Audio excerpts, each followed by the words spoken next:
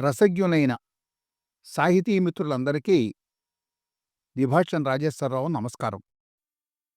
ఆయన BA, MA పరీక్షలలో ప్రథమ శ్రేణిలో ఉత్తీర్ణులై స్వర్ణ పతకాలు సాధించారు.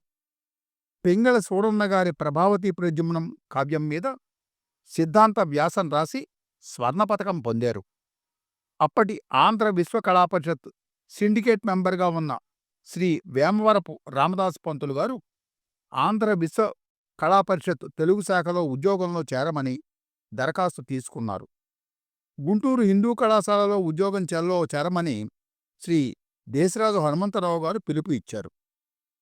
కాకినాడ పిఆర్ కాలేజీలో తెలుగు శాఖలో చేరమని సర్ రఘుపతి వెంకటరత్నం నాయుడు గారు ఆహ్వానించారు. ఒకదాని వెంట ఒకటిగా ఉద్యోగాలు తరుముకుని వచ్చిన శ్రీ సర్వేపల్లి రాధాకృష్ణ గారి కారణంగా 1931 జూన్ 1వ తేదీన ఆయన ఆంధ్ర కళాపరిషత్తులో తెలుగు శాఖ లెక్చరర్ పదవిని స్వీకరించారు. ఆయనే ఒక అధ్యాపకునిగా, నటునిగా, కవిగా, పండితునిగా, ఒక సాహిత్య చరిత్రకారునిగా బహుముఖ ప్రజ్ఞను ప్రదర్శించిన శ్రీ పింగళి లక్ష్మీకాంతం గారు.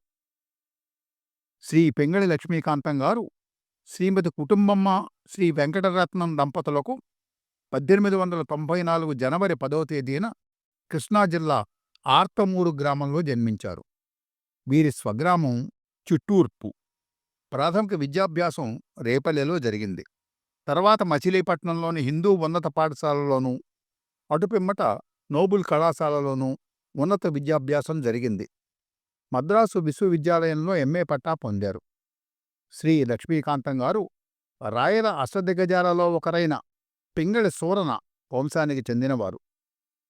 తిరుపతి వెంకట కవులలో ఒకరైన శ్రీ చెళ్లపిళ్ల వెంకటశాస్త్రి గారి వద్ద సంస్కృత, ఆంధ్ర భాషలలో పఠించి వారి శిష్యులలో అగ్రగణ్యులయ్యారు.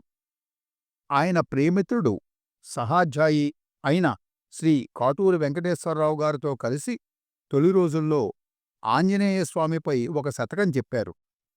వీరిద్దరూ జంట కవులుగా ముదునూరు, తోటవల్లూరు, ఇల్లూరు మొదలైన చోట్ల శతావధానాలు చేశారు. ఇద్దరూ జంట కవులుగా రచించిన సౌందరనందం కావ్యాన్ని తమ గురువైన శ్రీ చెళ్లపిళ్ల వెంకటశాస్త్రి గారికి అంకితమిచ్చారు.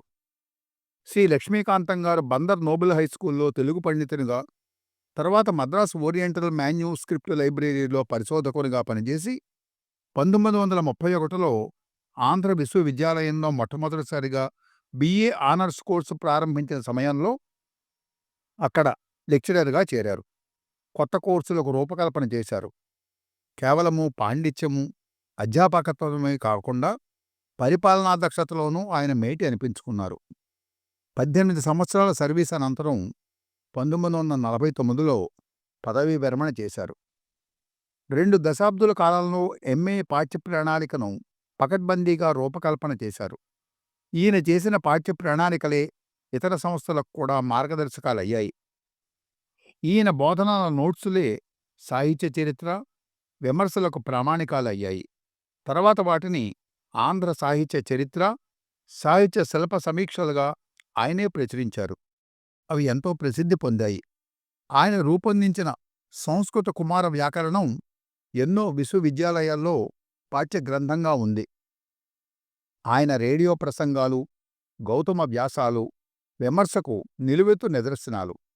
వీరి రచనలలో ప్రధానమైనవి ఆంధ్ర సాహిత్య చరిత్ర, సాహిత్య శిల్ప సమీక్ష, మధుర పండితరాజము, సంస్కృత కుమార వ్యాకరణము, గంగా లహరి, తేజోలహరి, ఆత్మాలహరి, ఆంధ్ర వాంగ్మయ చరిత్ర. ఆయన తయారు చేసిన గౌతమ నిఘంటువు చాలా ప్రామాణికమైనదిగా పేరు పొందింది. ఆల్ మెన్ ఆర్ బ్రదర్స్ అనే మహాత్మా గాంధీ గారి ఆంగ్ల రచనను మానవులందరూ సోదరులు అనే పేరిట తెలుగులోకి అనువదించారు. పల్నాట వీర చరిత్రను కూడా వీరు పరిష్కరించారు. పింగళవారు మంచి స్టేజ్ నటుడు కూడా. పాండవోద్యోగ విజయాలు, ముద్రా రాక్షస నాటకాలలో అర్జునుడు, శ్రీకృష్ణుడు, ధర్మరాజు, రాక్షస మంత్రిగా పాత్రపోషణ చేశారు. ఆకాశవాణి విజయవాడ కేంద్రం 1948 డిసెంబర్ 1న ప్రారంభించబడింది. సుప్రసిద్ధులైన ఆయా రంగాల వ్యక్తుల్ని ప్రయోక్తలుగా నియమించే సాంప్రదాయంలో భాగంగా పింగళవారు తెలుగు ప్రసంగ శాఖ ప్రయోక్తగా 1954లో నియమించబడి 7 ఏళ్ల పాటు ఆ పదవిలో కొనసాగారు. ఆకాశవాణిలో ప్రసంగాలు మాట్లాడే వాడుక భాషలో ఉండేలా చూశారు.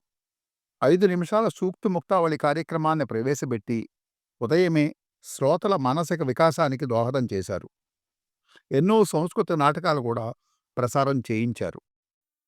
1961లో తిరుపతి శ్రీ వెంకటేశ్వర విశ్వవిద్యాలయ తెలుగు శాఖ ఆచార్యులుగా ఆహ్వానించబడ్డారు. అధ్యాపనాలతో పాటు పరిశోధనలకు కూడా ఎంతో తోడ్పడ్డారు. 1965 జూన్లో పదవీ విరమణ చేశారు. పింగళవారు కేంద్ర సాహిత్య అకాడమీ కార్యవర్గ సభ్యులు. ఆంధ్రప్రదేశ్ సాహిత్య అకాడమీ వీరిని విశిష్ట సభ్యత్వంతో సత్కరించింది.